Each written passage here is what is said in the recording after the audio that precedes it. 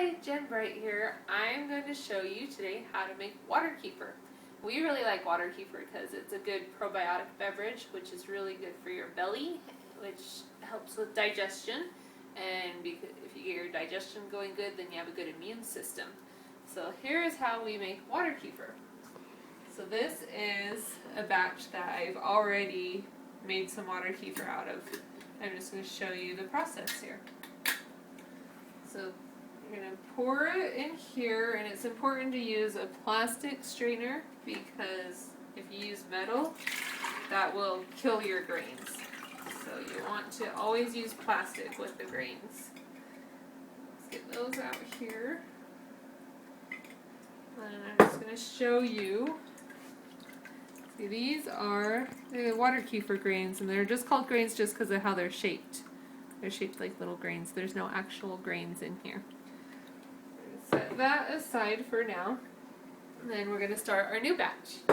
So we use water. The grains feed on water. They turn the sugar into fructose, so it's a more available sugar for you. But it eats up most of the sugar. There's not a whole lot of sugar left in the kefir. And you want to use 4 to 6 tablespoons per quart. And we have 2 quarts here, so we're going to use 8 tablespoons, which is half a cup. So this is turbinado. You want to use sucanat if you have it, but I don't have any on hand, so we're going to use turbinado. And because we're using turbinado, we're going to also use molasses. Molasses helps feed the grains better. So this is what's going to get our grains to grow even faster. And these will multiply quite a bit, which is why I like to sell them when I can, because you get quite a bit. Put molasses in here. And this is organic blackstrap molasses. It's the best molasses because it's the least processed. So we'll just set that aside. And we're going to use some hot water here just enough to dissolve the sugar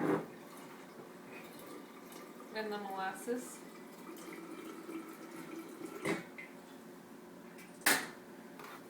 A good stir. Get it all dissolved so that it's easily available for the grains.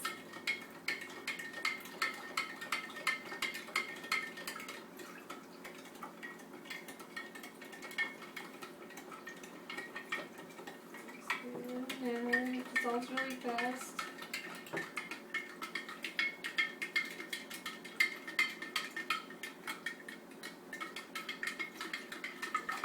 Okay, that's good.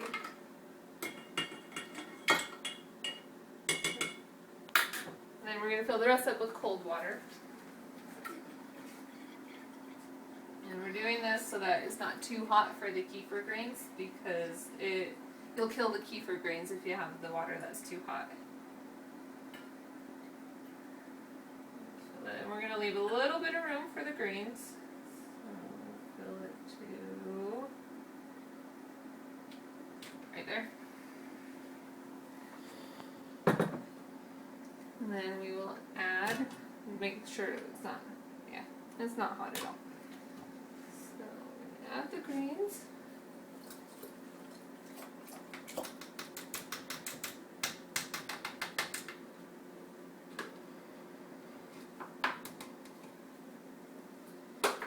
We are going to just put a tight weaved fabric. This is just a paper towel, but any tight weaved fabric that you have, because with it being sugar water, bugs are going to be very attracted to this. So you want to keep that covered so nothing can get in there.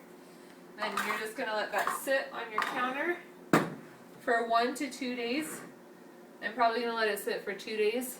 The longer you let it sit, the more sour tasting it's going to get, and that's just a matter of preference. If you like really sour, let it sit for 4 days.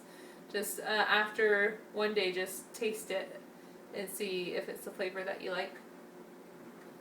Then we're going to flavor. We do a second ferment to flavor the water kefir.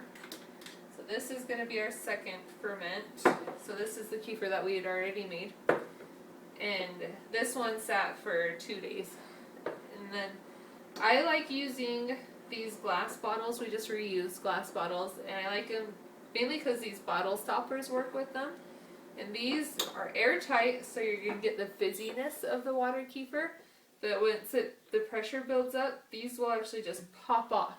And they can go flying sometimes. So once you hear one fly, if you've got multiple bottles, you'll want to open all of them up and just release the air.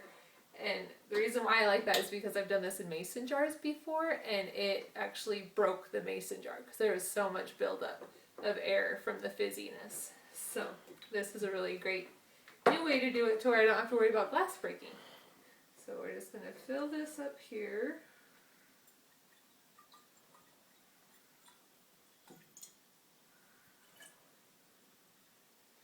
And again, you don't want to fill it all the way to the top because you want to leave some air room for that buildup.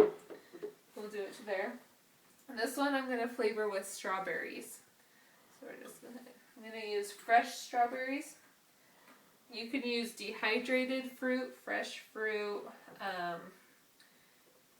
fruit juice even, just any fruit that you like.